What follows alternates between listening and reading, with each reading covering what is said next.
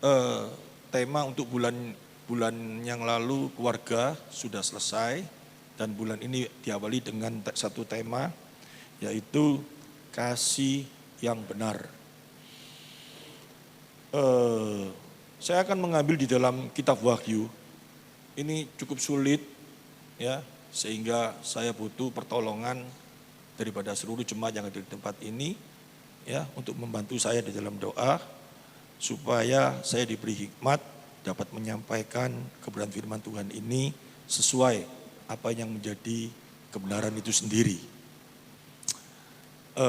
Kitab Wahyu ini banyak sekali orang yang menafsirkan bermacam-macam, ya bermacam-macam sekali, dan beberapa orang bahkan pada saat dibuka kitab Wahyu mulai takut, waduh nanti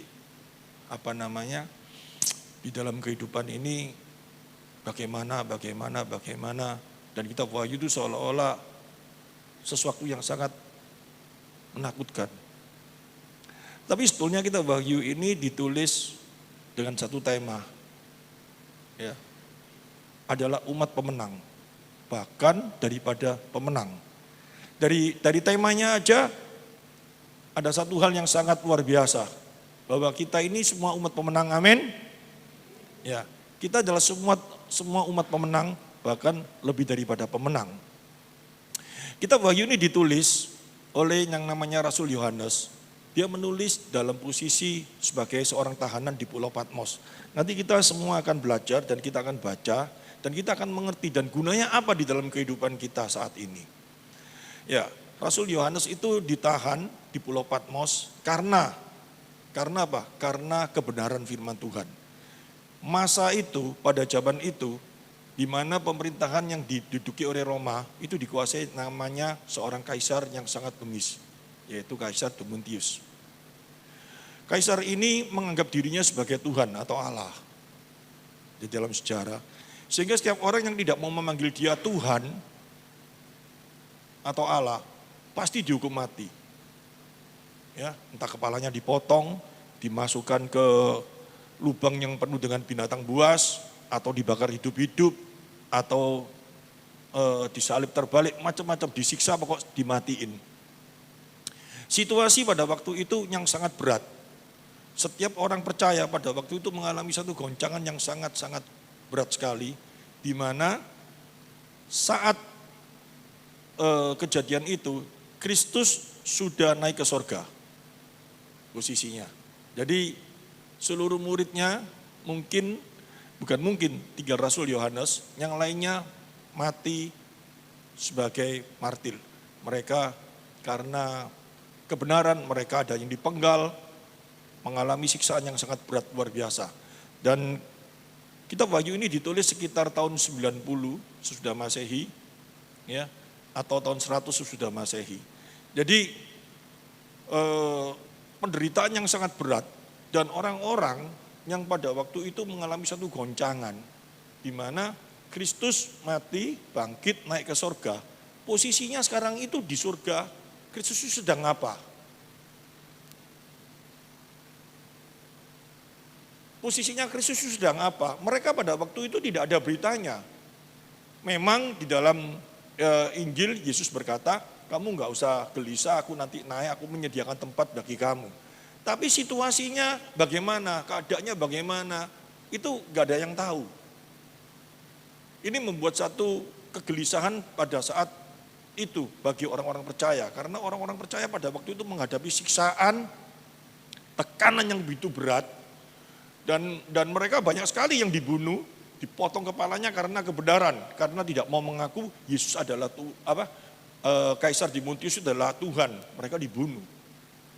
Seperti zamannya Daniel yang disuruh mengikuti apa yang diinginkan oleh rajanya, ya, Sadrak, Mesak, Abednego, mereka dimasukkan di lautan api. Itu karena seperti itu. Juga ini kejadian seperti itu pada waktu zamannya Rasul Yohanes.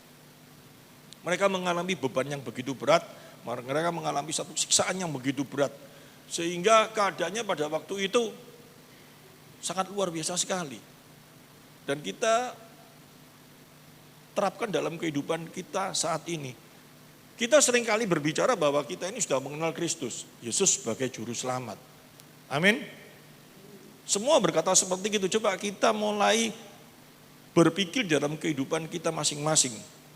Karena hari ini saya bukan PA, jadi khotbah harus saya selingi dan saya terapkan di dalam kehidupan. Di dalam kehidupan kita yang kita sudah mengaku Yesus adalah Tuhan. Yesus adalah juru selamatku.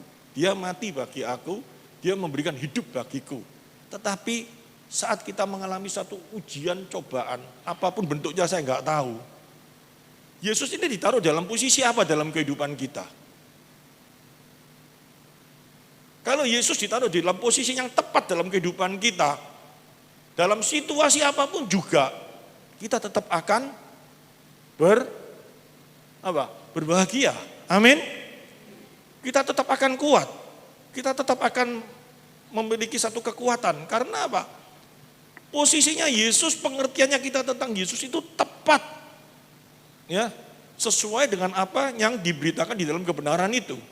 Tapi sayangnya banyak sekali orang Kristen yang mengaku bahwa kenal Yesus, sebetulnya tidak kenal. Karena apa? Pada saat mengalami situasi yang berat, banyak sekali orang-orang yang mulai gelisah, mulai takut. Nah itu karena apa? Nah oleh karena itu, di dalam kitab Wahyu, orang-orang yang mengalami seperti itu, kita yang mengalami seperti itu, hari ini melalui kebenaran firman Tuhan, setelah kita mengerti di dalam kitab Wahyu ini, ya nanti saya akan buka di dalam pasal 1 aja, kita akan bersuka cita luar biasa. Karena apa? Coba kita lihat di dalam Wahyu pasal 1 ayat yang pertama. Kita baca dan kita nanti akan mulai sukacita luar biasa. Karena kitab Wahyu banyak ditafsirkan yang macam-macam, yang tidak sesuai dengan kebenaran, sehingga makna daripada kebenaran itu tidak tersampaikan, tetapi malah menjadi satu ketakutan. Salah, ya. Coba kita lihat. Inilah wahyu Yesus Kristus yang dikaruniakan Allah kepadanya. Jadi ini sebetulnya, ya kita wahyu ini bukan dari Allah Bapa langsung ke Yohanes, tidak. Tapi jelas sekali wahyu ini Allah Bapa memberikan wahyu kepada Kristus, tetapi Kristus itu juga Allah, sehingga tidak ada bedanya.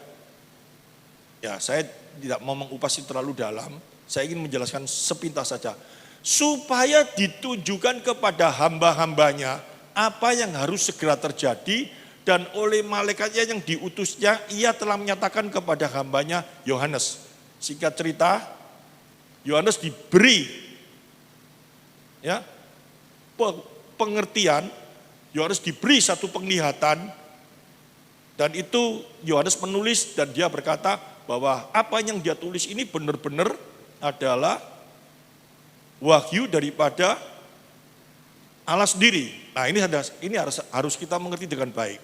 Ini menyangkut bibliologi. Apa sih bedanya dengan kitab-kitab yang lain? Di dalam kitab Wahyu ini, bedanya apa? Nah ini kita harus mengerti. Kitab-kitab yang lain itu ditulisnya itu dalam situasi yang kayak apa? Coba semua lihat ke depan dulu. Kitab Kejadian, kitab semua perjanjian lama ataupun surat-surat dalam perjanjian baru. Itu yang menulis itu dalam posisinya kayak apa? Sama enggak posisinya pada waktu kitab Wahyu ditulis? Beda. Kalau di dalam kitab-kitab yang lain, mereka itu menulis karena ada sebuah peristiwa. Ngerti maksud saya? Ada sebuah peristiwa, dia menulis, dan apa yang dia tulis di dalam kitab itu sesuai dengan apa yang menjadi kehendak Tuhan. Saya kasih contoh aja, sering mungkin pernah saya jelaskan, tapi saya jelaskan lagi. Semua percaya bahwa kita diciptakan dari debu dan tanah? Percaya ya? Kalau tidak percaya itu, mau percaya teorinya Darwin ya silakan, berarti Anda bukan diciptakan dari debu dan tanah, tapi Anda turunan dari munyu. Kalau teorinya Darwin kan gitu toh, dari kera berubah, akhirnya jadi manusia. Anda lebih percaya itu atau percaya kebenaran firman Tuhan bahwa Anda itu diciptakan dari debu dan tanah? Amin. Nah, sekarang pertanyaan saya, yang nulis di dalam kitab Kejadian itu siapa? Musa ya. Nah, pertanyaan saya, Musa pada waktu nulis itu,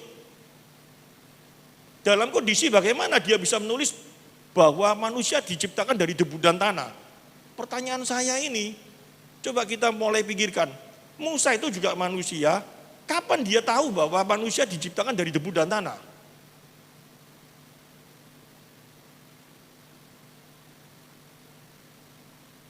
Nah, ini harus dilihat dari segi sejarah. Sedikit saya masuk. Kejadiannya di mana Musa pada waktu menulis itu, dia posisinya pada waktu itu sedang membawa umat Israel keluar dari Mesir. 2 juta umat keluar dari Mesir, di mana umat Israel pada waktu itu menerima ya masukan yang sedemikian lamanya sebagai budak Mesir selama kurang lebih 400 tahun.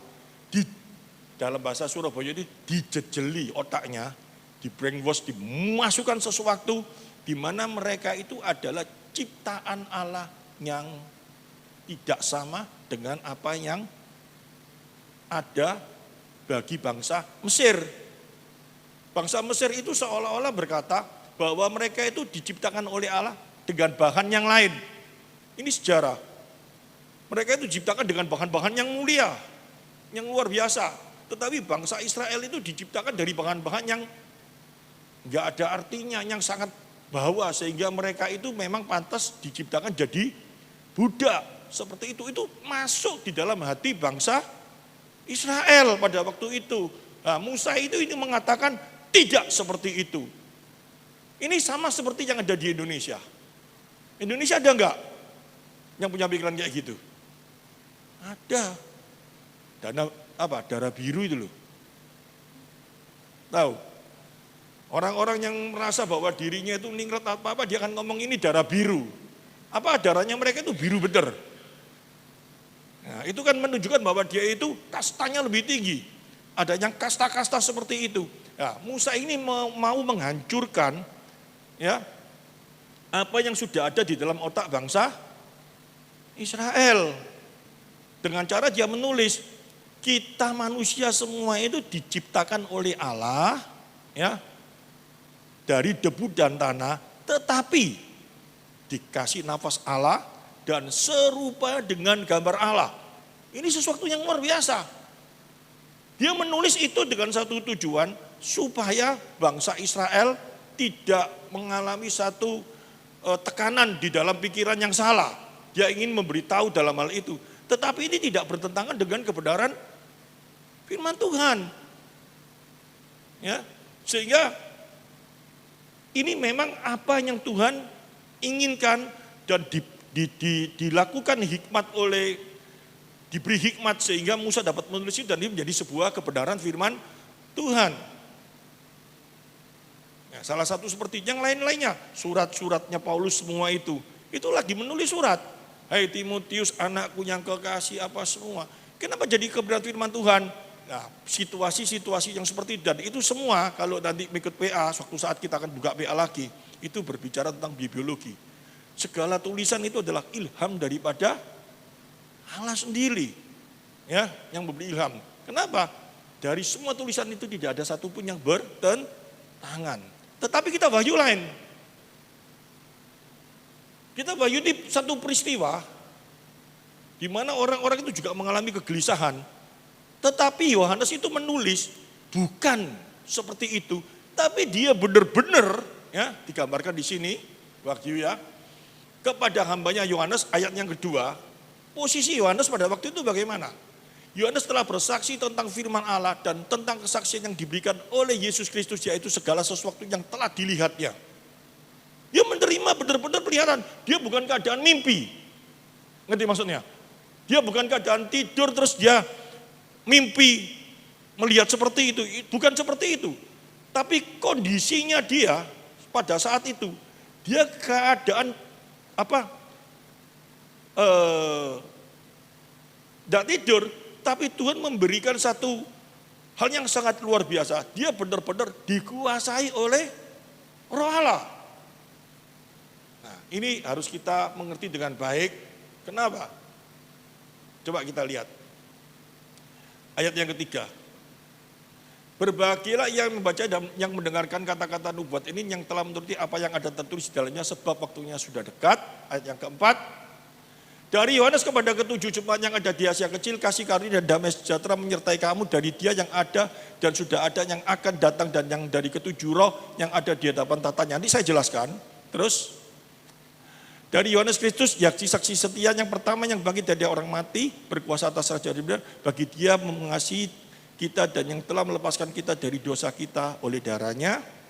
Terus, dan yang telah membuat kita menjadi ini semua, bagi Dialah kemuliaan dan kuasa sampai selama-lamanya. Amin. Terus dia mulai berkata, lihatlah, Ia datang dengan awan-awan, setiap mata akan melihat Dia, juga mereka telah menikam Dia, dan semua bangsa di bumi akan meratapi Dia. Ya amin. 8. Aku ada Alfa dan ini kesaksiannya. Terus, aku Yohanes saudara, sekutumu dalam kesusahan, dalam kerajaan, dalam ketekunan, menantikan Yesus di dalam pulau yang bernama Patmos. Oleh karena firman Allah dan kesaksian yang diberikan oleh Yesus. 10. Pada hari Tuhan aku dikuasai oleh roh. Dan aku mendengar dari belakangku suatu suara yang nyaring seperti bunyi sangkakala. Dikuasai oleh roh. Ini sering salah, ya. Apalagi orang Pentakosta. Kalau posisi kita saat ini bisa duduk tenang, mau belajar firman Tuhan, mau mendengarkan firman Tuhan, itu bukan dikuasai, tetapi dipimpin oleh roh. Orang karismatik suka salah. Pada waktu puji-pujian penyembahan, tiba-tiba kayak orang kesurupan terus jatuh, kejet. Dia ngomong itu dikuasai oleh roh. Itu satu pengertian yang sangat salah. Kenapa salah? Kita tahu buah roh itu apa sih? Di Galatia. Damai, sukacita, apa? Semua yang terakhir apa? Penguasaan diri.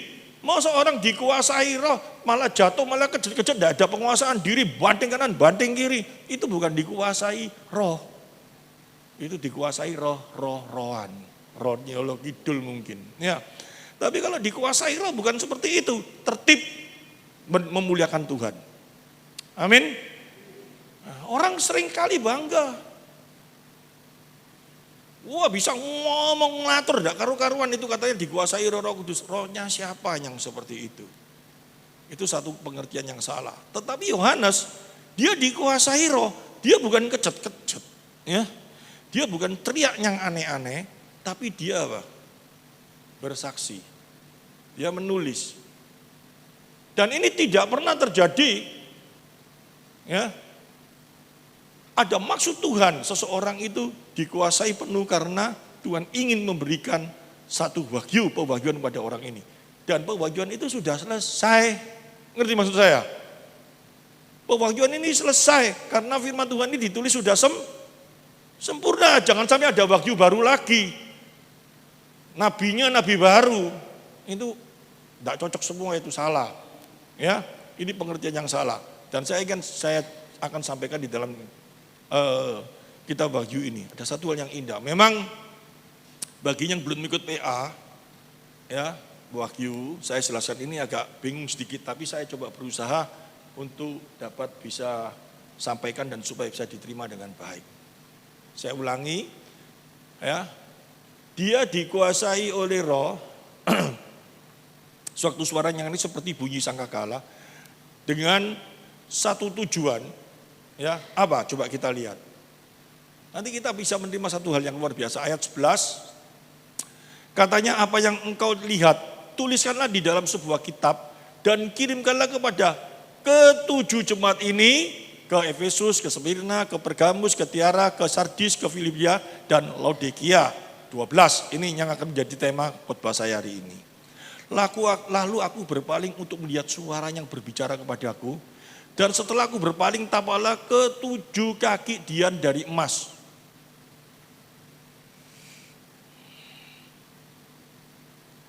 Ini harus kita mengerti dengan baik. Pada waktu Yohanes berpaling, melihat apa yang Tuhan izinkan dia untuk melihat keadaan surga, keadaan Kristus pada waktu itu, ya. Di dalam keterbatasan manusia, ya, di dalam keterbatasan manusia, secara simbolis mustahil bagi Yohanes untuk mengungkapkan penampakan surgawi dengan istilah manusia secara hurufiah. Ngerti maksudnya? Itu batuk, tolong kasih minum. Ya. Jadi saya ulangi ya, apa yang Yohanes lihat, dia melihat situasi Kristus, situasi surgawi, dengan keterbatasan sebagai manusia. Apa yang dia lihat itu enggak mungkin mampu dia tulis secara hurufiah keadaan pada saat itu. Sehingga dia hanya mampu memberikan simbolis. Saya kasih contoh. Ini orang suka salah kaprah. Di dalam kebenaran firman Tuhan, kita sering ngomong apa? Keadaan surga itu bagaimana? Lantainya dari emas. Pernah dengar toh? Dindingnya permata. Sekarang saya tanya, apakah surga betul-betul seperti itu? Nah, sebetulnya seperti apa? Kenapa kok dia ngomong emas permata? Ya, saya ini sering kali waktu orang yang pertama masuk di Efrata atau apa, saya mesti ajarkan seperti itu. Karena apa? Pengertian yang salah. Banyak sekali apalagi orang-orang yang ya karismatik kuno gitu ya. Di dunia susah-susah, nggak apa-apa. Nanti di surga, ya aku ke surga, lantainya dari emas, dindingnya permata. Wah, senengnya luar biasa. Pertanyaan saya, kita jawab secara logika dulu. Sesuatu itu akan menjadi mahal karena apa? Sedikit, bener ya? Ini secara dunia ya. Kalau banyak itu kan jadi murah. Kalau di surga itu lantainya aja dari emas, dindingnya permata, yang mahal itu di surga itu apa? Aspal. Ya, rodok guyon titik, ngerti maksudnya? Karena kalau aspal di surga itu langka. Ya. Jadi kalau kita ngomong, wah aku nanti di surga senang, itu di surga karena lantainya dari emas, dindingnya permata, berarti kan banyak. Kalau banyak masa jadi mahal? Yang mahal apa? Aspal di sana. Kamu kembali ke bumi bawa aspal, di surga mahal. Kan bukan kayak gitu. Kenapa kok diomong seperti itu? Karena kita juga ngerti. Pengertiannya apa? Dijawab sendiri oleh firman Tuhan itu secara luar biasa. Saya bukan berandai-andai. Tapi firman Tuhan juga menjawab. Keadaan neraka itu bagaimana? Ada hitam pekat. Penyiksaan orang akan disiksa dengan hitam yang kelam. Hitam yang kelam itu apa? Nggak ketok apa-apa, peteng dedet itu loh. Ya, ular belatung yang menggerogoti yang tidak pernah mati. Dan juga ada apa? Manusia akan dibakar dengan api neraka yang tidak pernah padam. Ini tan kontradiksi, gitu maksudnya. Maksud ada hitam pekat, ada api, kan nggak mungkin toh. Bener gak? Jadi sebetulnya di neraka itu apa sih siksaannya? Nah, siksaan yang ada di neraka itu tidak ada yang ada di dunia ini. Untuk mengungkapkan sesuatu yang tidak ada, yang dia lihat di neraka itu, siksaan yang begitu berat, yang tidak ada di dunia, tidak bisa diungkapkan, hanya diungkapkan sesuatu yang di dunia ini yang paling berat. Tapi sebetulnya di neraka itu jauh lebih berat. Saya kasih contoh. Yang namanya hitam dedet itu gini, kita tidur, enak-enak tidur, kita bangun, terus habis gitu peteng, lampu mati. Ya tajik saya itu kalau dia tidur lampu mati, hasilnya adem, melek. Waduh lampu mati hujan, nih biano tidur lagi, kan tambah enak toh. Lampunya mati, waduh enak, tambah ngorok gitu. Bangun, masih mati, masih peteng, mulai gelisah enggak? Tidur 3 hari masih peteng, tidak ketok apa-apa. Mulai yang tersiksa itu apa?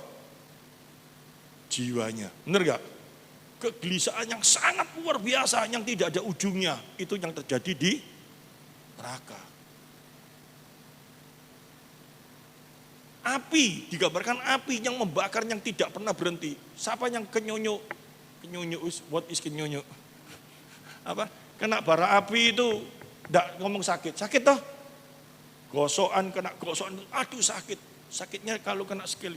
Tapi itu kalau terus menerus, itu yang tersisa apa? Tubuhnya, raganya itu merasa sakit luar biasa. Kalau ular belatung itu terus yang tidak bisa mati gigit kita itu yang tersisa apa? Batin dan raganya. Tapi di neraka siksaan jauh lebih berat daripada itu. Yang tidak terungkapkan sehingga hanya diungkapkan sebatas apa yang ada di dunia. Demikian juga surga. Kemuliaan Allah itu gak bisa dibandingkan dengan apa yang ada di dunia ini. Tetapi apa yang di dunia ini yang paling mulia apa sekarang ini? Ya emas dan permata. Sehingga kemuliaan Allah di surga itu dibandingkan dengan tapi orang, saya kalau ngomong goblok sungkan ya.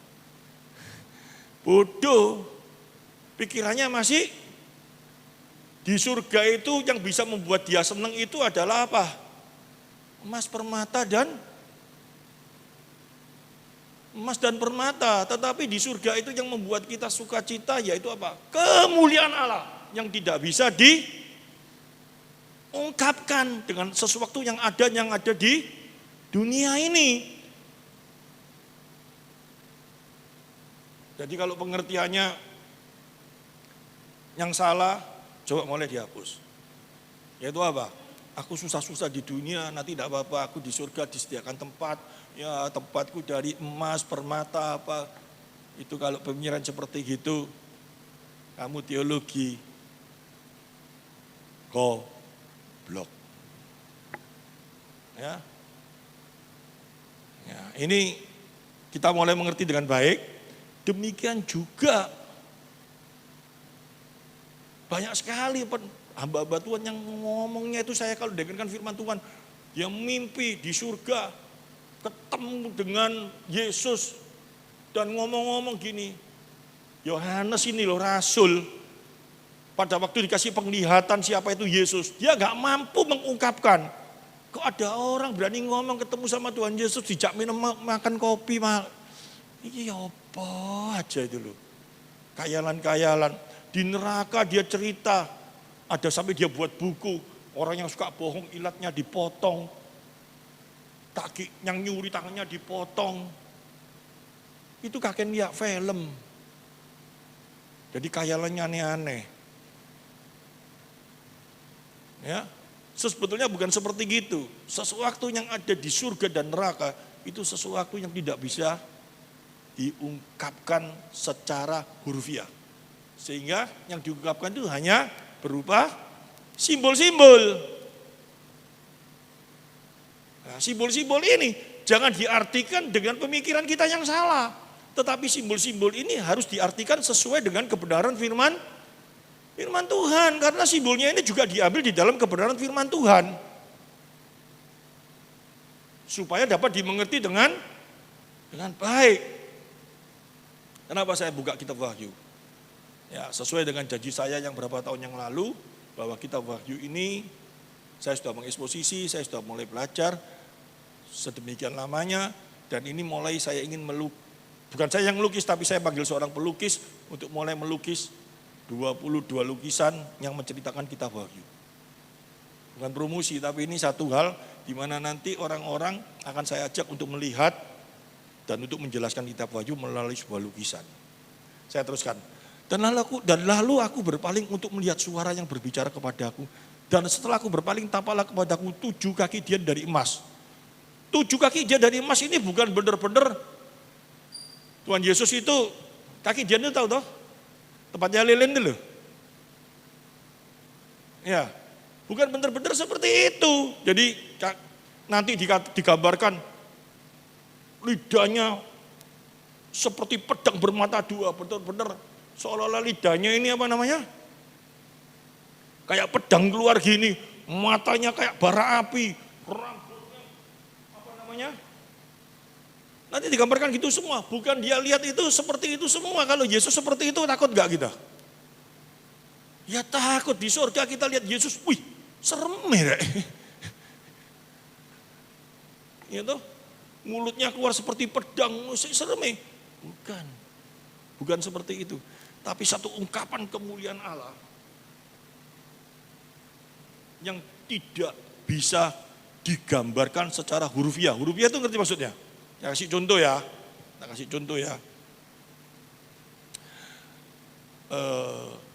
Wida lihat saya secara hurufiah, saya pakai baju apa?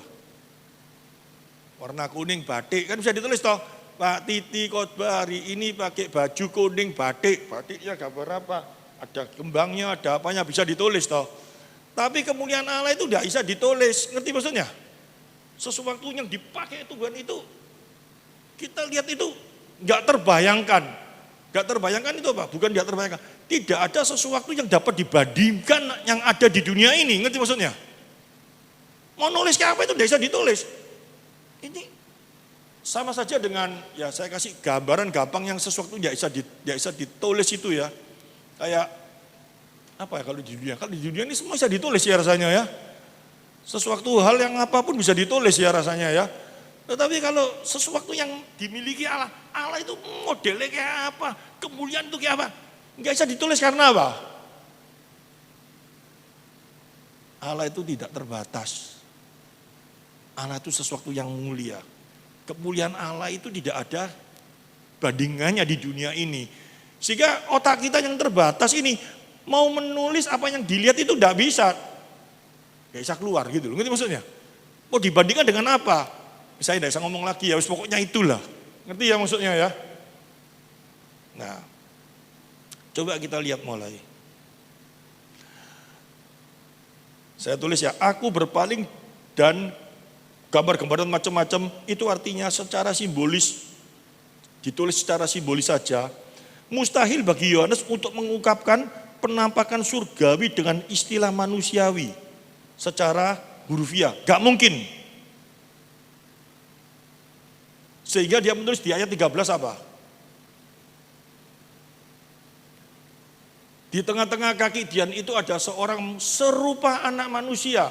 Jadi apa? Dia ngomong kok serupa anak manusia. Itu membuktikan dia nggak bisa mengungkapkan, hanya dia dapat menulis serupa anak manusia. Tapi kayak apa? Dia nggak bisa. Ya, saya kalau ini satu kesulitan memang bagi saya. Pada waktu saya dengan pelukis yang sekarang mau melukis itu ada proyek itu. Apa ya sesuatu yang dilukis ini yang nggak bisa, sesuatu yang mulia nggak terbayangkan. Saya sama diskusi, akhirnya dia ngomong apa? Ya dikasih bundar sama titik itu aja katanya. Loh apa maksudnya? Ya nggak tahu katanya dia. Ya saya masih mikir, mau sok lukisan cuma bundar satu titik gini. Ya. Tetapi di tengah-tengah kaki Dian itu ada seorang serupa anak manusia. Luar biasa sekali ini ya Pak. Kaki Dian ini menggambarkan apa sih? Nah, di dalam kitab Wahyu ini juga menjelaskan. Di dalam ayat yang ke-20 coba kita lihat.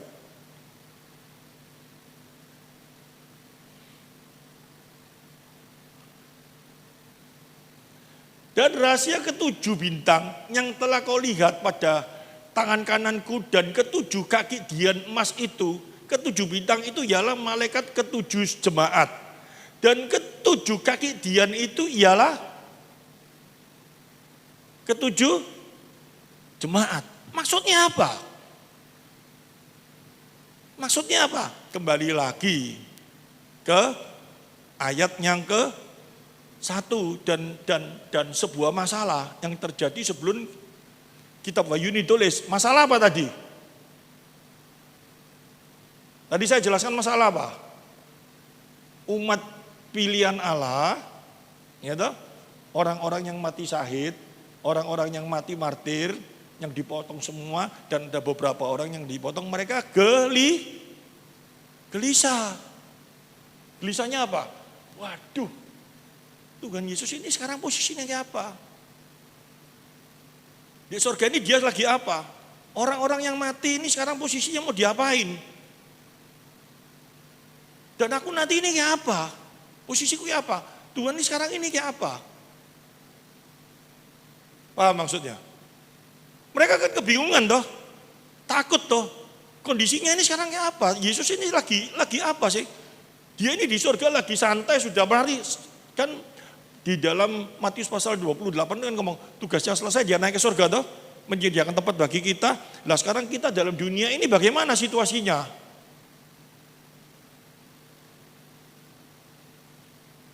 Tuhan apa? Tuhan biarkan dilihat aja, aku semari kan ya apa imanmu atau bagaimana? Kan seperti itu toh.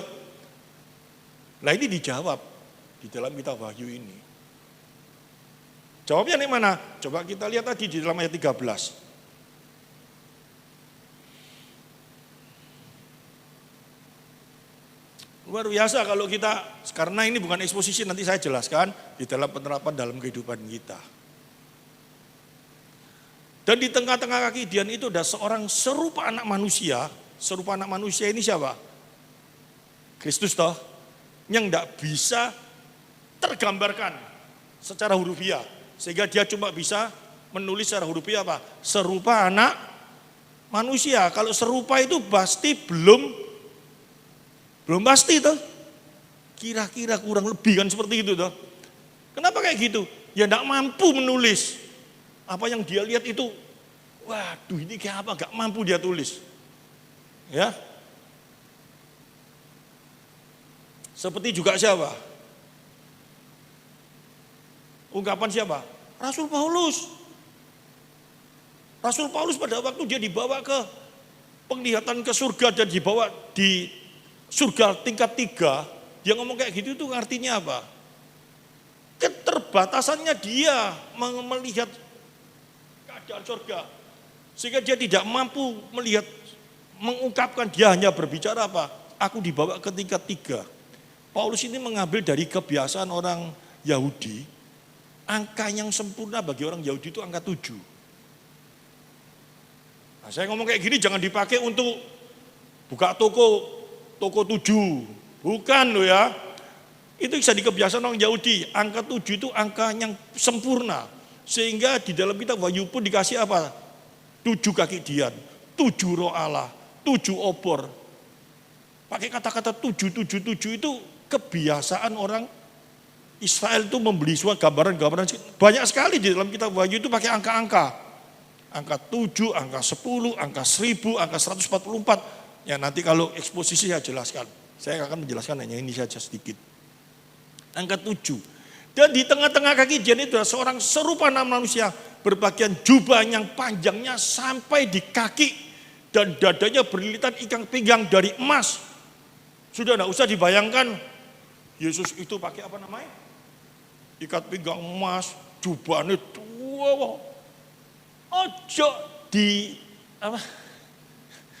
dibayangkan secara hurufiah, gitu loh maksudnya ya.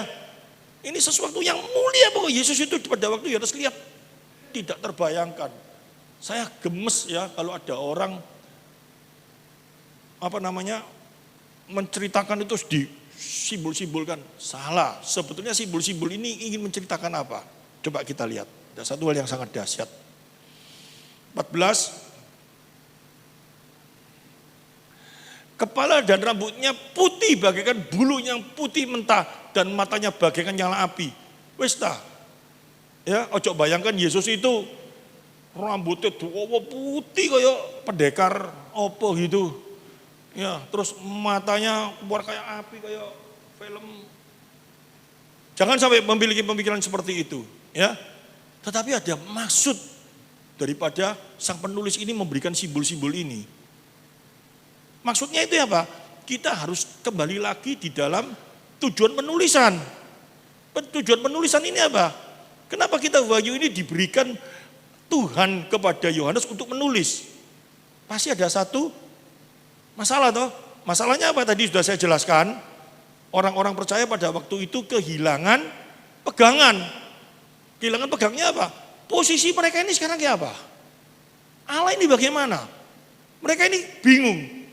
Ya, dan dijelaskan di dalam simbol-simbol ini bahwa Allah ini menyertai mereka semua orang-orang percaya. Dikatakan 7 jemaat itu mewakili seluruh jemaat. Demikian juga kita saat ini. Allah itu menyertai kita. Allah itu ada di kita dan Allah itu memberikan penerangan bagi kita. Amin. Dan Yohanes itu bisa melihat hal itu, tetapi untuk menggambarkan dia tidak mampu. Mampunya dia cuma seperti ini. Ayat 15 coba. Dan kakinya mengkilap bagaikan tembaga membara di dalam perapian, suaranya bagian desok air bah. Desok air bah itu bukan apa, karena dia ada di Pulau Patmos pada waktu saya menulis membaca itu. Kira-kira di sana itu ada air yang mengalir yang tidak berhenti. Artinya apa? Kebenaran firman Tuhan itu terus berbicara bagi setiap orang percaya yang tidak pernah berhenti. 16 nanti akan lebih jelas coba. Dan di tangan kanannya ia memegang 7 bintang dan dari mulutnya keluar sebilah pedang tajam bermata 2 dan wajahnya bersinar-sinar bagaikan matahari yang terik. 17. Kita baca dulu. Ketika aku melihat dia, tersungkurlah aku di depan kakinya sama seperti orang mati.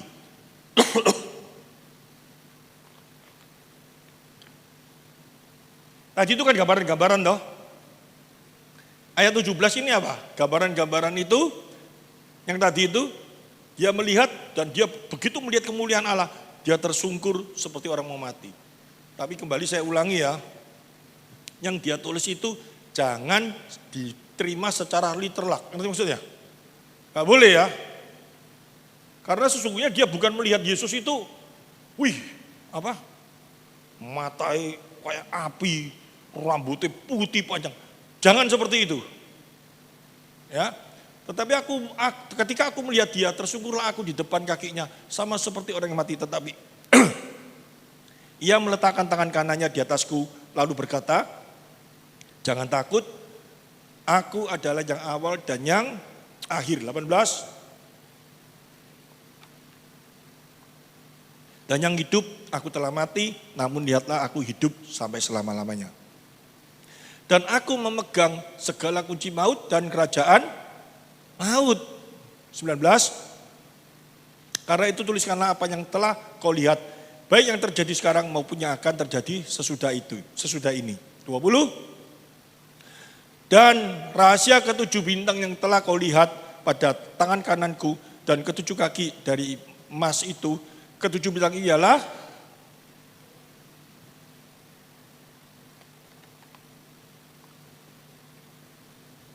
ketujuh jemaat. Dari sini sudah bisa diterima.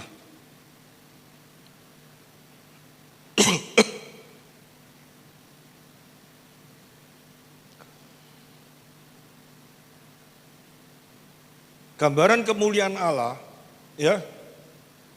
Di tengah-tengah kejadian ada seorang serupa anak manusia sama dengan yang ditulis di ayat 12. Gambaran terang mulia Allah yang memberikan jalan kepada umat jemaat di dunia penuh kegelapan. Kita semua harus tahu. Tadi kan semua orang kan ketakutan toh. Mengalami ketakutan karena apa? Situasi dosa yang tidak menentu, mereka tidak ada jalan satu kepastian. Gambaran-gambaran yang dilihatkan di dalam kitab Wahyu pasal 1 tadi, mulai dengan ayat yang ke-12 sampai dengan ayat 20, ini memberikan sebuah gambaran. Dikatakan di dalam apa namanya? Dan rahasia ketujuh bintang yang telah kulihat pada tangan kananku, sebelumnya kan dikasih tahu bahwa dia ada di tengah-tengah kaki Dian toh. Berarti menunjukkan apa? Bahwa Kristus ya selalu ada bagi setiap orang percaya. Amin. Dia ingin memberikan sebuah gambaran. Saya nggak bisa terbayangkan Yohanes itu bisa melihat, disuruh melihat toh gambaran. Terus dia bisa memiliki satu pengertian bahwa Yesus itu saat ini tetap menyertai kita semuanya. Itu gambarannya kayak apa? Modelnya kayak apa? Saya nggak bisa terbayangkan, tetapi dia menulis kaki Dian, apa-apa semua kaki Dian itu kalau di dalam perjanjian lama itu melambangkan jemaat. Di dalam kitab Keluaran apa nanti suatu eksposisi kembali lagi saya akan menjelaskan. Tetapi karena ini khotbah jadi saya jelaskan singkat-singkat saja. Satu hal yang sangat luar biasa, ya, dari apa yang diungkapkan ini memberikan satu dampak bagi setiap orang percaya itu apa? Ya, memang bagi orang yang mengikut Kristus itu gak perlu kenal, gak perlu tahu situasinya Kristus itu kayak apa. Pada waktu dijelaskan kebenaran firman Tuhan kayak gini, jadi males. Karena apa? Untungnya apa sih kalau aku kenal Yesus? Situasinya Yesus sekarang bersama aku ini lagi apa? Untungnya bagi aku ini apa? Tidak ada untungnya. Rasanya seperti itu.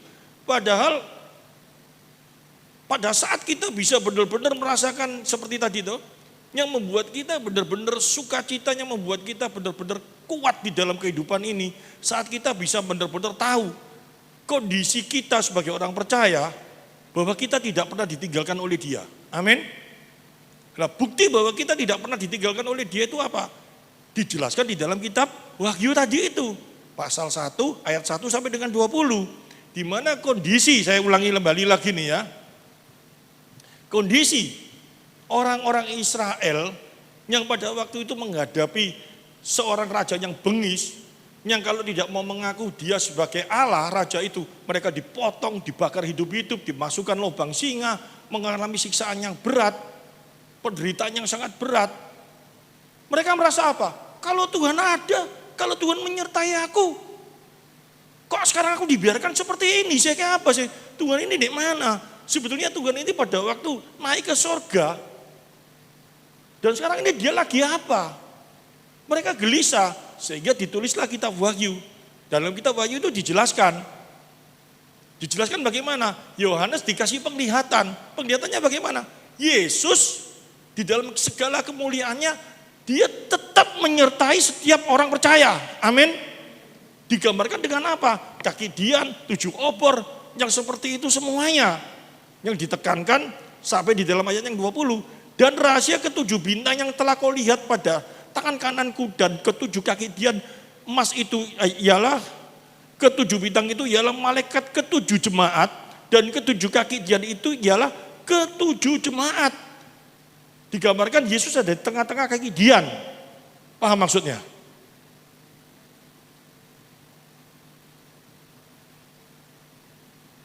Hebatnya apa sih sekarang? Kalau Yesus ada di tengah-tengah kita. Nah, ini baru terungkap. Saat kita baca, yang pertama, kalau kita lihat di dalam Matius pasal 28, ayat 18 sampai 20. Ini janji Tuhan dong. Ini janji Tuhan dong. Bahwa Dia akan menyertai kita sampai dengan akhir zaman. Jadikan semua bangsa muridku. Kan seperti itu toh. Matius pasal 28 ayat mulai di dalam ayat 18 sampai 20. Yesus mendekati mereka dan berkata, kepadaku telah diberikan segala kuasa di surga dan di bumi. Terus 19, karena itu pergilah jadikanlah semua bangsa muridku dan baptisan mereka dalam nama Bapa, Anak dan Roh Kudus. 20-nya. Dan ajarkan mereka melakukan segala sesuatu yang telah kuperintahkan kepadamu, dan ketahuilah aku menyertai kamu senantiasa sampai kepada akhir zaman. Dia naik ke surga, katanya menyertai kok. Murid-muridnya dipenggal kepala, disiksa, dimasukkan lubang singa. Kok singanya gelem dimplok sengguhan gitu ya. Kok enggak kayak Sadrak Mesak Abednego. Mungkin dagingnya yuyuk enakan, dicemplung, wih enak, empuk dimakan gitu. Kan enggak, singa kan enggak mikir kayak gitu. Ini daging bakso apa daging yuyuk kan kalau orang dimplok aja semua ya toh. Yesusnya di mana? Ya ini mereka gelisah semua. Nah, Yesus memberikan gambaran, enggak, aku tetap menyertai engkau. Mungkin saat ini Anda mengalami satu masalah, kegelisahan, menghadapi problem kehidupan. Saya nggak tahu problemnya apa, sakit penyakit, finansial, keluarga. Yang merasakan bahwa Yesus ini benar-benar ada enggak sih? Yesus ini sekarang sama aku ini kayak apa? Di dalam Wahyu pasal 1 ayat 1 sampai 20 menjelaskan, kalau engkau memang umat pilihan, saat ini, kamu gak usah khawatir. Dia bersama dengan kita. Amin. Di dalam penglihatan yang bagaimana? Ya penglihatan itu, Yohanes itu noleh. Dia ketok. Dia tidak bisa ungkapkan itu. Mau ngomongnya kayak apa, saya ulangi lagi ya. Hanya diungkapkan melalui simbol. Keadaan surgawi kalau bisa ditulis secara hurufiah, bohong. Kalau ada seorang hamba Tuhan ngomong, aku mimpi, kelihatan Yesus. Wah, dia menangis, bohong. Aku mimpi, kelihatan gini, apalagi ketemu dukun-dukun itu yang ngomong. Itu dukun-dukun yang salah semua. Yesus ngomong sama dia, kok cena itu loh. Yohanes saja seorang rasul yang sangat luar biasa. Melihat kemuliaan surga aja gak bisa ditulis secara hurufiah. Karena apa? Kemuliaan surga itu tidak ada di dunia. Hanya disampaikan melalui simbol-simbol yang ada di dalam kitab perjanjian lama atau perjanjian baru. Di dalam firman-Nya. Dan kita harus mengerti itu dulu. Baru bisa mengartikan simbol-simbol itu sesuai dengan apa yang dilihat oleh Yohanes dengan benar. Amin. Nah, enggak ya saya naik dewe nanti. Simbol 6666. Meterai sungguh itu dicepdon di sini. Aduh, suatu saat saya ungkapan itu, barusan orang tahu semua. Itu orang-orang bodoh, tidak mengerti tujuan penulisan. Nah, sekarang saya kembalikan.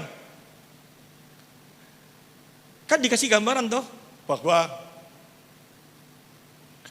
Yesus itu digambarkan sesuatu yang sangat luar biasa, menerangi setiap orang percaya. Di dalam kitab Wahyu ini toh terangnya melalui, kalau digambarkan rambutnya putih sinar luar biasa, kakinya luar biasa sebagai tembaga, matanya mencorong. Itu bukan jadi Yesusnya jadi monster gitu loh, ngerti maksudnya?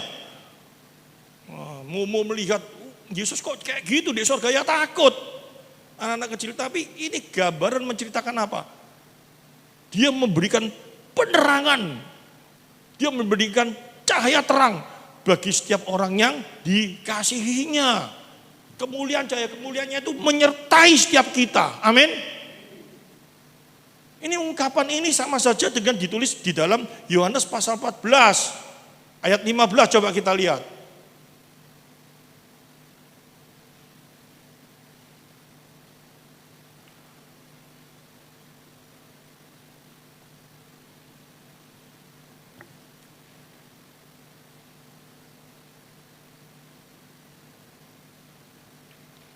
Tadi itu kita baginya itu masih pendahuluan di dalam khotbah saya. Ya. Jadi harus kuat. Yohanes 14 ayat 15. Jikalau kamu mengasihi aku, kamu akan menuruti segala perintahku. 16. Aku akan meminta kepada Bapa dan ia akan memberikan kepadamu seorang penolong yang lain, supaya ia menyertai kamu selama-lamanya. 17. Yaitu roh kebenaran, dunia tidak dapat menerima dia, sebab dunia tidak melihat dia dan tidak mengenal dia, tetapi kamu mengenal dia, sebab ia menyertai kamu dan akan diam di dalam kamu. Waduh, ayat ini hubungannya apa dengan kitab Wahyu tadi? Kitab Wahyu tadi kan ngomong toh bahwa Yesus, dia kan ngomong sama orang Israel semua toh. Pada waktu mereka gelisah semua orang-orang percaya, ya Yohanes juga gelisah pada waktu itu. Ini endingnya kayak apa ini? Kitab Wahyu belum ada. Endingnya orang-orang ini kayak apa? Yesus memberikan wahyu, dikasih penglihatan. Dan pada waktu dia melihat di dalam Wahyu pasal 1 ayat 1 sampai 20, langsung dia bisa nangkep bahwa Yesus tidak pernah meninggalkan mereka. Amin. Yesus menyertai mereka sesuai janjinya di dalam Matius pasal 28. Dan dia menjadi terang bagi kehidupan setiap orang percaya. Kita di dunia ini masih menghadapi kegelapan loh. Dosa apa jalan kita gelap tanpa dia. Dia kan ngomong, akulah terang. Benar ya? Akulah jalan dan terang ya. Seseorang itu bisa jalan kalau bersama dengan dia karena dia terang, benar ya? Dan dia menyertai kita. Dan yang luar biasa lagi apa? Dia ngomong sebelum dia meninggalkan kita naik ke surga, dia juga ngomong apa?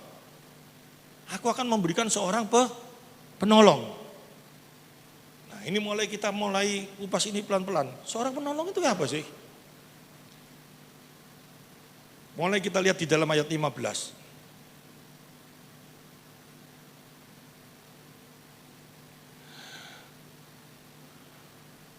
Pasal 14 ayat 15.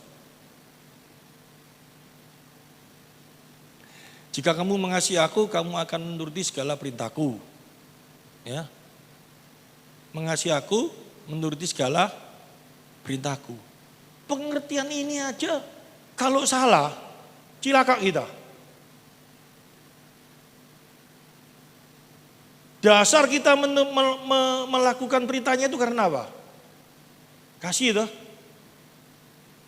Jika kamu mengasihi aku, kamu akan menuruti segala perintahku.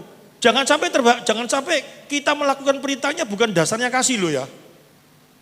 Banyak orang yang kayak gitu enggak? Banyak. Salah satunya siapa? Matius pasal 5 ayat 20 itu loh. Coba kita lihat. Apa sudah lama toh dapat firman sing enteng-enteng. Hari ini pengajaran untuk berat sedikit. Ya. Maka aku berkata kepadamu, jika hidup keagamamu tidak lebih benar daripada hidup keagamaan ahli-ahli Taurat dan orang-orang Farisi, sesungguhnya kamu tidak akan masuk ke dalam kerajaan surga. Saya mau tanya di tempat ini semua. Kehidupan keagamaanmu ini, keagamaan kita ini, sama orang Farisi itu kira-kira kita bisa mampu seperti dia apa enggak? Tahu kehidupan keagamaan orang Farisi? Mereka itu sembahyang satu hari itu mungkin bisa 5 waktu lebih bahkan. Cara makan mereka, cara hidup mereka atur sedemikian rupa supaya jangan sampai bertentangan dengan apa yang ditulis di dalam 10 perintah Allah. Kenapa seperti itu?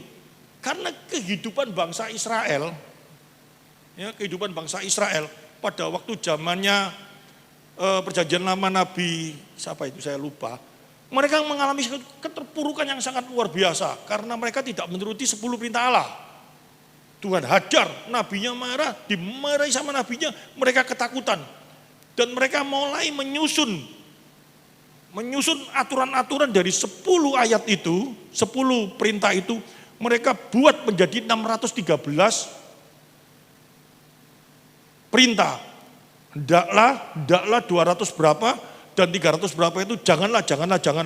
Itu mereka terapkan di dalam kehidupannya sebagai seorang Farisi. Sampai dengan apa? Cara berjalan itu bagaimana memuliakan Tuhan. Cara berpakaian itu bagaimana memuliakan Tuhan. Cara makan itu bagaimana memuliakan Tuhan. Cara tidur itu bagaimana. Mereka tata sedemikian rupa. Mereka ketakutan dalam hal itu. Dan Yesus ngomong, kalau keagamaanmu tidak, jika hidup keagamaanmu tidak lebih benar daripada hidup keagamaan ahli Taurat dan Farisi, sesungguhnya kamu tidak akan masuk ke dalam surga. Kira-kira orang Farisi, kalau jadi orang Farisi itu marah enggak? Mangkel enggak? Sehingga Yesus disalib, itu gara-gara itu, ngerti maksudnya? Aku wis kayak gini, wis bener-bener melakukan syariat-syariat agama sampai seperti ini. Masih dikatakan apa? Kalau kehidup keagamaanmu tidak lebih benar, lu kurang bener apa aku? Kan kayak gitu tuh. Mangkelnya sak berapa dia?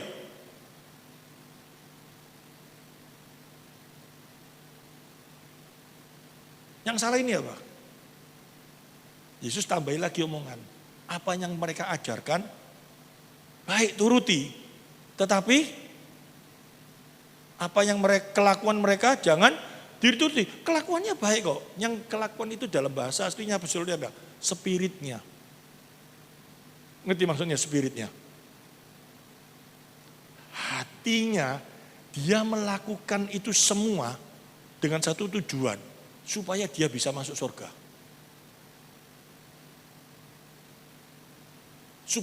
Supaya untuk kepentingan dirinya. Kalau itu yang diterapkan dalam kehidupannya, kamu gak akan masuk surga. Karena apa? 1000 langkah yang sudah kamu lakukan, satu salah, gak akan bisa masuk surga kamu. 1000 kebenaran kamu lakukan, setengah saja kamu berdosa, gak bisa masuk surga kamu. Caranya bagaimana bisa masuk surga? Kembali lagi kita dikasih firman Tuhan. Seorang muda yang merasa sudah bisa melakukan kebenaran. Ingat, ada seorang anak muda ngomong apa? Guru, bagaimana aku supaya bisa masuk surga? Kamu sudah melakukan apa? Aku sudah melakukan 10 perintah Allah. Aku sudah baik kepada orang tua, aku sudah baik gini, aku melakukan ini. Terus Tuhan Yesus ngomong apa? Juallah hartamu, bagi-bagikan. Orang muda itu langsung apa? Kecewa. Sekarang saya tanya, kalau sekarang Tuhan Yesus ngomong jual hartamu, berarti kamu masuk surga, mau jual kamu? Jual bang. Tuh kamu jualan barusan bagi-bagiin orang, barusan masuk surga. Nendak kamu udah sama masuk surga, mau? Nggak ada yang mau. Kena ya aku kerja setengah mati dibagi-bagi, no iki ajarannya sopo iki. Kan kayak gitu tuh. Kalau gitu bagaimana syaratnya? Harusnya pemuda itu kayak apa? Harusnya pemuda itu ngomong, guru, aku gak bisa kayak itu, aku gak mampu guru. Dia cuma ngomong seperti itu, Yesus ngomong apa? Oleh karena itu, ikutlah aku. Percayalah, akulah jalan kebenaran dan hidup. Percaya sama dia, mengasihi dia, baru melakukan hal-hal yang baik. Amin. Dasar kita melakukan perintahnya karena kita mengasihi dia. Kenapa kita mengasihi dia? Karena tanpa dia gak mungkin kita bisa masuk surga. Amin. Segala perbuatan baik kita itu tidak bisa membuat kita masuk surga. Karena satu dilanggar, sudah tidak bisa kompromi di surga. Di surga itu kemuliaan. Amin. Gak bisa. Kebaikanmu bisa tembus ke sana hanya melalui Kristus. Ada pengampunan. Kok enak? Yaitu namanya anugerah. Mau cari yang enak apa mau cari yang soro? Yang soro masuk neraka. Mau kasih pengertian yang ini sulit tanpa anugerah. Orang tidak bisa menerima. Gak mungkin orang mau menerima. Oh, anak tukang kayu. Kok bisa menyelamatkan aku? Cilik ya pada main kelereng tak ketak ngambil aku ya kok. Kok bisa jadi penyelamatku bagaimana? Bisa percaya itu hanya anugerah secara manusia, gak mungkin. Apa itu juru selamat? Gombolannya pemungut cukai, makan bareng pemungut cukai. Apa itu juru selamat? Orang perempuan zina kok diampuni, harusnya dirajam batu. Secara manusia gak mungkin mau menerima Kristus. Kenapa kau mau percaya dia? Dia mati di kayu salib, dia bisa menyelamatkan dirinya sendiri kok. Tanpa anugerah, gak mungkin kita bisa percaya Yesus adalah Tuhan. Amin. Kita harus dimengerti dengan baik.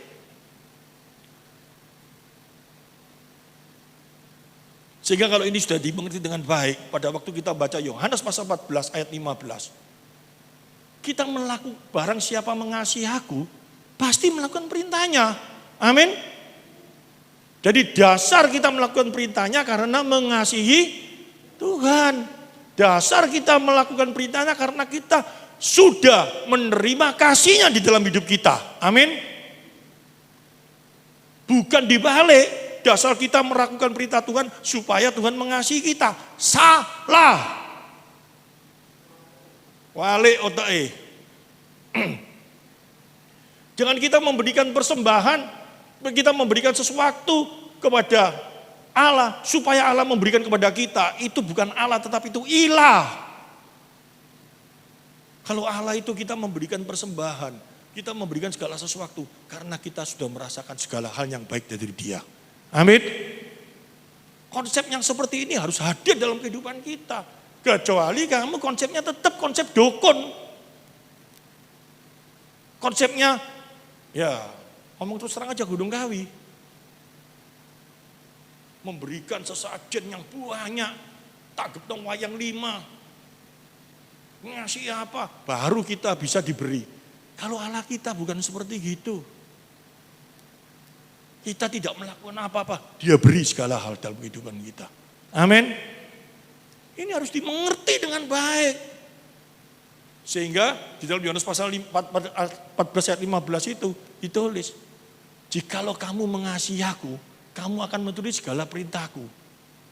Dasarnya apa? Kasih. Baru kita mau melakukan perintahnya. Amin. Jadi sekarang kita tanya sama diri kita, kenapa aku gak bisa melakukan perintahnya? Ya kan gak duwe kasih. Kamu tidak merasakan kebaikan Tuhan dalam hidupmu. Kalau kamu merasakan kebaikan Tuhan dalam hidupmu, kita mungkin tidak bisa, hari ini kita tidak melakukan perintahnya. Tetapi besok kita bisa merasakan kasihnya, kita ingin melakukan perintahnya. Amin. Hari ini mungkin kita malas ke gereja. Hari ini kita mungkin malas bersekutu. Kita jatuh. Tapi mulai besok kita ingat, dia sudah begitu baik, aku ingin bersekutu dengan kau. Amin. Ini harus ada di dalam hati setiap orang percaya. Jangan cuma mengaku Yesus adalah Tuhan. Jangan cuma mengaku dia adalah juru selamatmu. Kalau engkau tidak memiliki kasih. Tanda engkau memiliki kasih, kau pasti melakukan perintahnya. Amin. 16. Aku akan meminta kepada Bapa dan ia akan memberikan kepadamu seorang penolong yang lain supaya ia menyertai kamu selama-lamanya. Penolong yang lain, jika kita merasa perlu ditolong karena kita merasa perlu. Kalau gak merasa perlu, kata-kata ini, ya gak perlu, bener gak? Wah aku sudah duit, wah kayak kok, aku sehat, aku semua, buat apa aku perlu penolong, bener gak? Aku sudah terkenal, aku sudah luar biasa. Buat apa aku perlu penolong? Ingat. Di dalam kehidupan ini engkau tanpa Kristus seperti tadi di kitab Wahyu. Kau jalan di dalam kegelapan. Orang kalau jalan kegelapan itu tidak mungkin bisa jalan dengan baik. Gak ada terang itu stressful. Tapi kalau engkau berjalan di dalam terang, betapa luar biasanya. Amin. Yang bisa membuat kau menjadi jalan dalam terang itu apa? Karena ada seorang nolong. Dia itu siapa? Roh Allah yang menyertai kita. Kita butuh dia. Kita jangan terjebak dengan anugerah umum. Hari ini saya kasih berkat yang banyak melalui firman Tuhan. Manusia itu kejebak dengan anugerah umum. Manusia jatuh dalam dosa, kehilangan kebahagiaan. Betul enggak? Sebelumnya manusia di dalam kitab Kejadian hubungannya sama Allah bagaimana? Baik enggak? Sukacita enggak? Seneng enggak? Kalau orang tidak bisa merasakan ini terus mau cinta Tuhan, mau senang dengan firman Tuhan, enggak mungkin. Manusia pertama kali diciptakan Adam dan Hawa, hubungannya dengan Allah kayak apa? Baik enggak? Bahagia enggak? Luar biasa bahagianya hubungannya. Adam, Hawa di mana kamu? Oh aku lagi sini. Bagaimana gini-gini. Hubungannya luar biasa baiknya. Manusia sulit untuk bisa menerima hal ini. Karena apa? Sudah rusak karena dosa. Mau saya buktikan. Karena pengenalan kita tentang Allah itu gak seperti keadaan Adam dan Hawa pada waktu sebelum jatuh dalam dosa. Keadaan Adam Hawa sebelum jatuh dalam dosa. Kalau kita masuk di dalam hal yang itu karena kita sudah penuh dengan dosa. Sudah berjalan dalam dosa jadi satu yang hal yang biasa. Tapi coba kalau kita bayangkan ya, kita berandai-andai saja. Hari ini ya, Yoyo duduk di sana, sebelahnya Allah. Yo, apa kabar yo? Misalkan Yoyo hari ini stres, kena masalah banyak. Perutnya kegedean atau apa. Bingung semua ini kayak apa, ini gini. Terus di sebelahnya itu Allah. Allah yang bagaimana? Allah yang berkuasa, Allah yang berdaulat, Allah yang penuh kasih, Allah yang memiliki kelima atribut itu secara utuh ada di sebelahnya.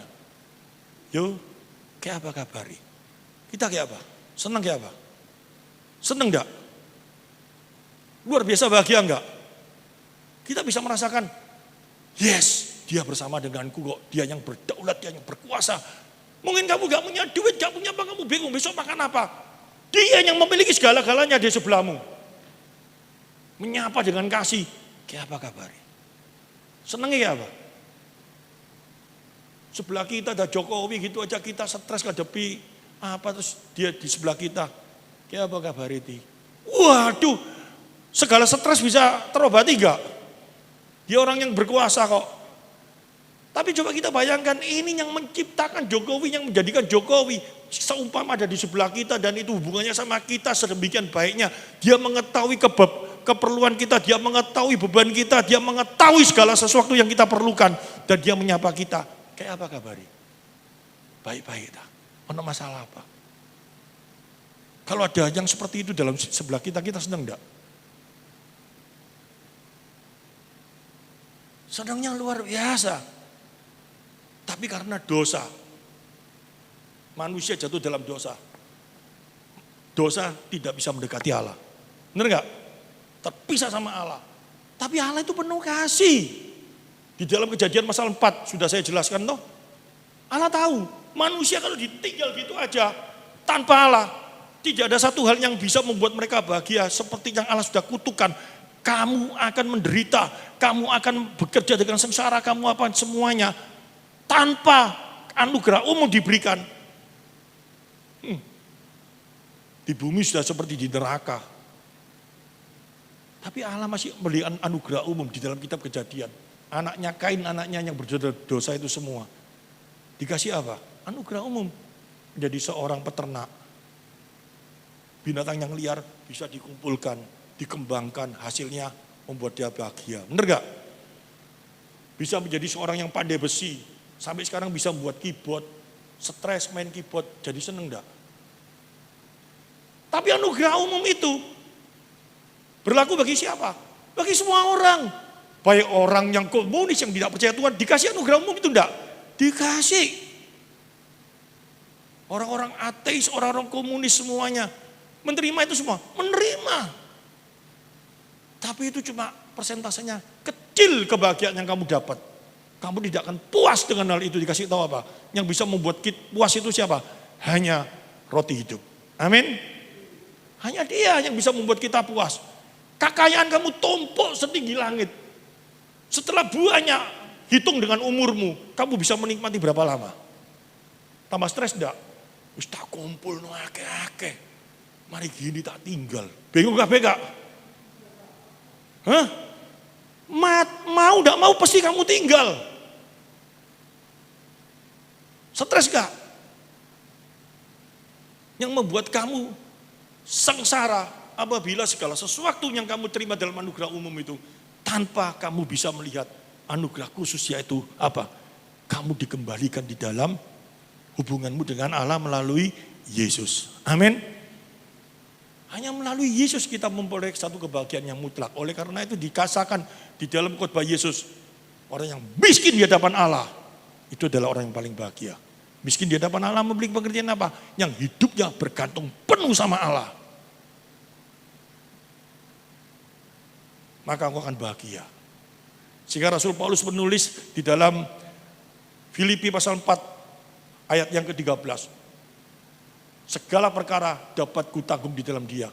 Baik di dalam suka maupun di dalam duka. Dia bisa menanggung itu semuanya.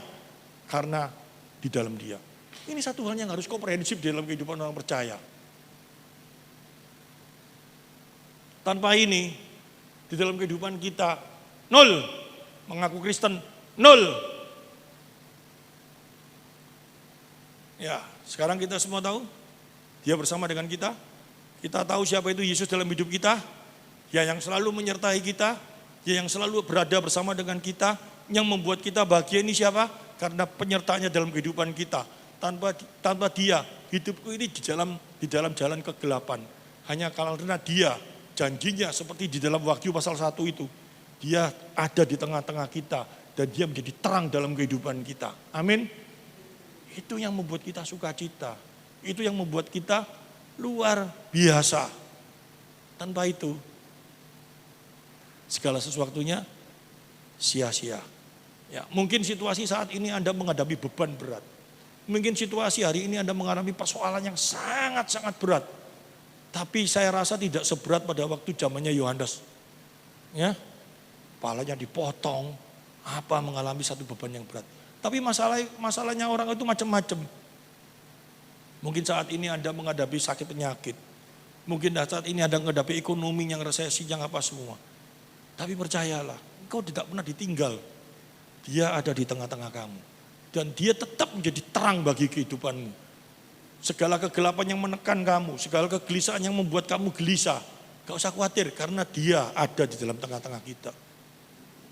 Seperti kitab Wahyu. Kalau itu kita mengerti dengan baik, betapa luar biasanya, betapa hebatnya dia. Ya, jadi melalui kitab Wahyu ini, kita sekarang mulai mengerti ya, bahwa di dalam kasih-Nya yang tidak berkesudahan, janjinya tetap setia di dalam kehidupan kita. Ya, amin. Firman Tuhan, kita akan masuk di dalam perjamuan kudus. Ya, kita semua mengerti makna perjamuan kudus dalam kehidupan kita. Dan sebelum nanti kita makan roti dan